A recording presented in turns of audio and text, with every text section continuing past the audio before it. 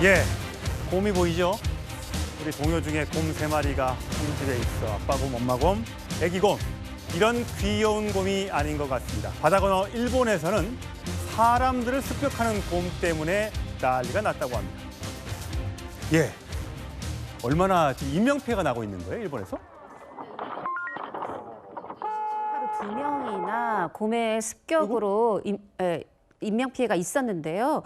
먼저 이 홋카이도 남부의 후쿠시마초에서 한 분이, 또 한 분은 또 이 더 아래죠. 그 기타키시미의 주민인데, 한 분은 먼저 이제 우편 배달부였어요. 예. 우편 배달부니까 주택가에서 아무래도 우편 배달하고 일을 하고 계셨을 텐데 곰에 습격당해서 사망을 했습니다. 예. 그리고 이 기타카미시에서는 아예 주택가도 아니고요. 본인 집 안에 있었는데 곰에 습격당해서 사망을 한 주민이 했는데, 이 내용을 요미우리가 함께 예. 요미우리 신문이 보도했는데, 양쪽 이 사례 모두 곰에 의해서 인명피해가 났다. 예. 지난 20년간 이런 일이 없었다. 굉장히 드문 일이다. 이렇게 얘기를 하고 있어요. 그럼요. 아까 좀 전에 그 차로 뛰어든 영상을 볼까요? 이게 지난해 영상이라고 하는데, 사실 차가 빠른 속도로 가는데 그 차에 저렇게 곰이 그냥 냅다 달려드네요. 어우, 굉장히 무섭겠어요. 네, 맞습니다. 그런데 이 사실 요번에 그 자택 안에서 습격당한 곰, 그러니까 습격한 자택 안에 있는 여성을 습격한 곰을 봤더니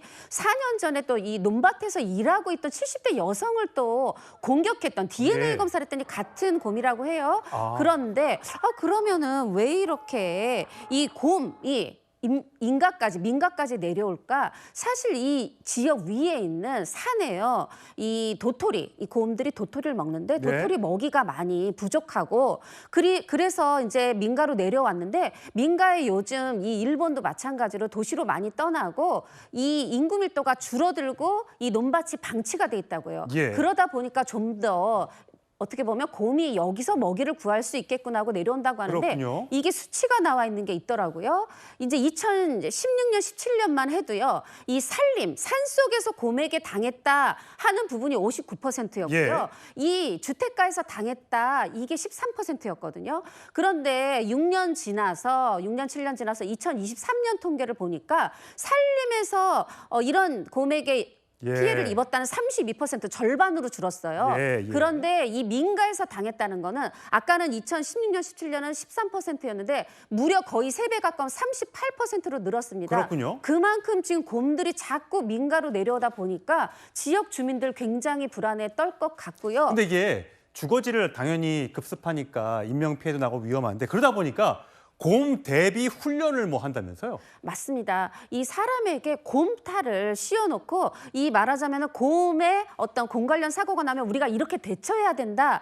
이런 어떻게 보면 곰탈을 코미디가 아니고요. 네네. 곰탈을 저희 진짜 곰이 아니라 사람에게 씌워놓고, 아니, 오면은 예를 들어서 우리 옛날에 이소부화 같으면 숨을 쉬지 말아야 된다, 이제 이런 네, 거지만, 움직이지 말아야 저렇게 된다. 돌을 던진다든가 위협을 줘야 된다, 이런 훈련을 하고, 그러다 보니까요. 만약에 지금 인명 피해가 나오고, 인명 피해에 대해서는 보상이 안 되는데 곰이 집안에 습격했다면 또 다른 피해도 있겠죠. 전선 문제라든가 집의 가전 문제라든가 이런 부분에 대해서 지자체가 보상을 해줘야 되잖아요. 그러다 보니까 이 일본의 지자체를 대상으로 한 이런 화재보험, 전문 화재보험이 나왔다고 해요. 지자체들이 말하자면 이런 주민들, 어떤 그 지자체 구성원들에게 배상을 해줘야 되다 보니까 이런 보험까지 등장하는 식으로 일본의 풍속도가 바뀌는 상황입니다. 예, 보통 겨울잠을 자는 곰인데 이렇게 여름철에 활개를 치면서 일본인들의 간담을 서늘하게 하고 있습니다. 피해가 없어야겠습니다.